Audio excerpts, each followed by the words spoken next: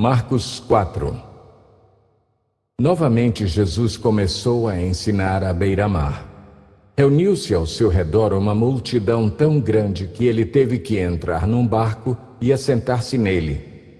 O barco estava no mar, enquanto todo o povo ficava na beira da praia.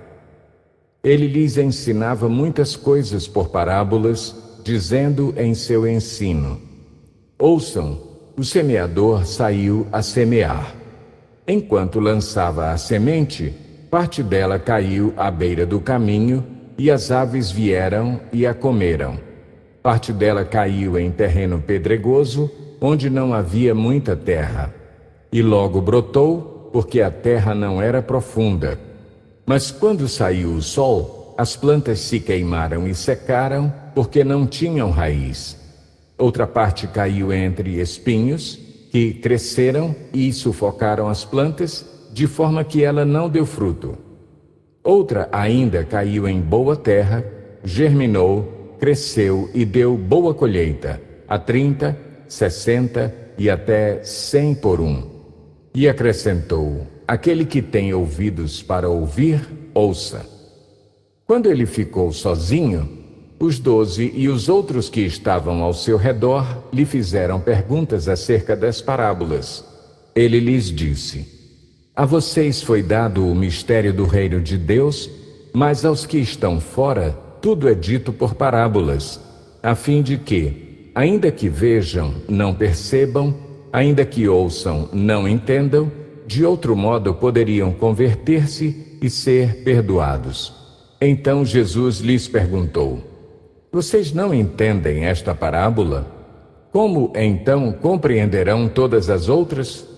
O semeador semeia a palavra. Algumas pessoas são como a semente à beira do caminho, onde a palavra é semeada. Logo que a ouvem, Satanás vem e retira a palavra nelas semeada. Outras, como a semente lançada em terreno pedregoso, ouvem a palavra e logo a recebem com alegria. Todavia, visto que não têm raiz em si mesmas, permanecem por pouco tempo. Quando surge alguma tribulação ou perseguição por causa da palavra, logo a abandona. Outras ainda, como a semente lançada entre espinhos, ouvem a palavra, mas quando chegam as preocupações desta vida, o engano das riquezas e os anseios por outras coisas sufocam a palavra, tornando-a infrutífera. Outras pessoas são como a semente lançada em boa terra. Ouvem a palavra, aceitam-na e dão uma colheita de 30, 60 e até 100 por um. Ele lhes disse: quem traz uma candeia para ser colocada debaixo de uma vasilha ou de uma cama, acaso não a coloca num lugar apropriado? Porque não há nada oculto senão para ser revelado, e nada escondido senão para ser trazido à luz. Se alguém tem ouvidos para ouvir, ouça. Considerem atentamente o que vocês estão ouvindo, continuou ele. Com a medida com que medirem, vocês serão medidos, e ainda mais lhes acrescentarão. A quem tiver, mais lhe será dado. De quem não tiver, até o que tem, lhe será tirado. Ele prosseguiu dizendo: o reino de Deus é semelhante a um homem que lança a semente sobre a terra. Noite e dia, estando ele dormindo ou acordado, a semente germina e cresce, embora ele não saiba como. A terra por si própria produz o grão.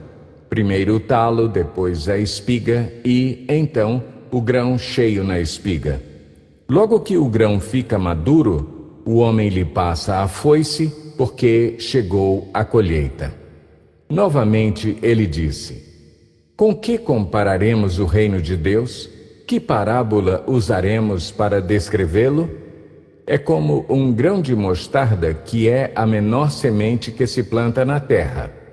No entanto, uma vez plantado, cresce e se torna a maior de todas as hortaliças, com ramos tão grandes que as aves do céu podem abrigar-se à sua sombra.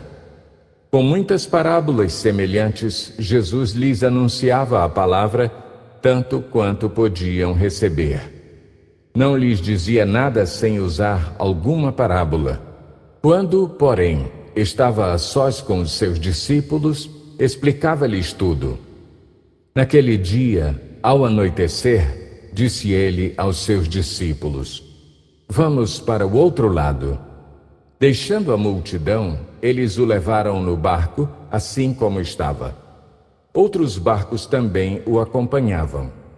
Levantou-se um forte vendaval, e as ondas se lançavam sobre o barco, de forma que este foi se enchendo de água. Jesus estava na polpa, dormindo com a cabeça sobre um travesseiro.